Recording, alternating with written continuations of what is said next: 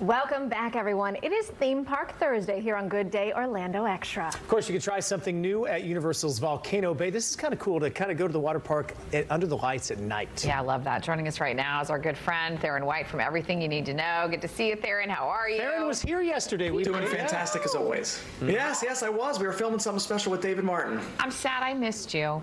But Tharin, I gotta say, we have been at Volcano Bay at closing time, and it is spectacular. When they light up the volcano and you're still, standing in the wave pool, it is so beautiful. I love the idea of doing this at night. Yes, and starting this Saturday, Volcano Bay Nights is going to begin a brand new limited time event. It's only going to be for a specific set of days leading up until May and sometime a little through May. But you'll be able to go into the park with all the lights on. Finally, years and years and years later after it's been open, we finally get to enjoy it after sunset. I'll be there this Saturday, and I'm excited to see how much of the vibes and the enjoyment you get out of the sun being down and just enjoying a water park at night. Sounds like a great time. You just have to remember it doesn't get dark till about 8 o'clock. Right, right. So it takes a while. Yeah. Really Tharin, what are the times? Starting at what point, ending at what point? Do we know? Yeah, so you can get there at 4 o'clock. So the event doesn't start at 4 o'clock, but when you buy the ticket, you're going to get early entry into it at 4, and so you'll kind of be there with everybody else. That's kind of a good time if you want to do some of the things that maybe you're not going to do during the event. So the park will not be 100% open. They're not going to have 100% of the park, but they are going to have some characters. They're going to have some entertainment. So if there's something you see on the list, they have it online to see exactly what you can do. Go and snag some of those rides you might not be able to do. Maybe go grab some of those food items or those drinks, or just go down and enjoy the wave pool while everyone is slowly making their way out. I love that. Such a great park anyway, but to do it at night for sure. There's one thing, I mean, obviously want to go to Epic Universe, but Universal Helios Grand Hotel, that might be higher on my list than even going to the actual park. And now they're going to start giving out some reservations for that.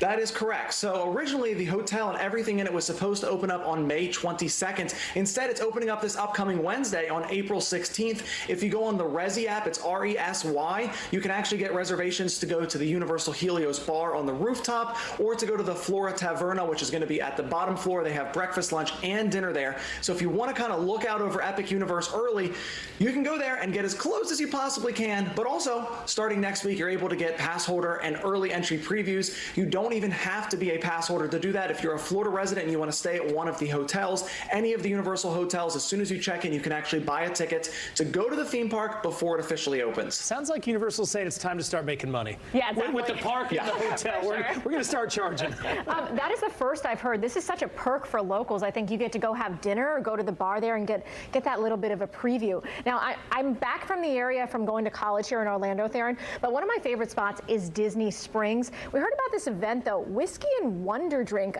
What is this all about, and what can we do there?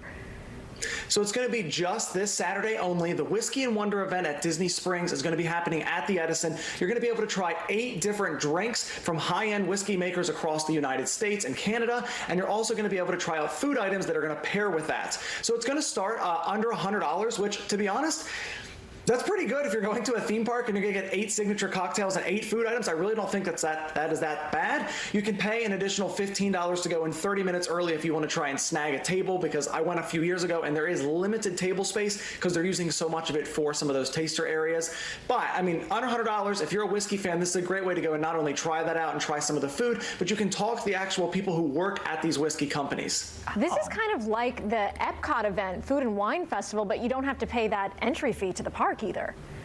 Yeah, absolutely. You don't have to. It's free parking at Disney Springs. It's free entry, of course, to go and walk around there. And then again, this under $100 fee to be able to go and enjoy this event. And it's a very limited private event. So it is 21 plus, obviously, because you're testing out all the alcohols. So if you've ever wanted to go there and get some entertainment, walk around, the Edison is a beautiful restaurant, and it's a great way to go and enjoy that space. All right, sounds fabulous. Yeah, I love the Edison. Good stuff. All right. Tharin, real quick, I want to ask you just about Universal opening overseas. Your thought? I mean, this is incredible how they're expanding, almost like Disney, around the world now. Yeah, Universal's kind of going nuts. So we already knew that they're building the Universal Kids Resort here in Texas. They're building a small Halloween Horror Nights area over in Las Vegas. And now they've just announced Universal Studios Great Britain opening in 2031. So Universal's over in Beijing. They're over in Japan. Now they're going to be here in Great Britain.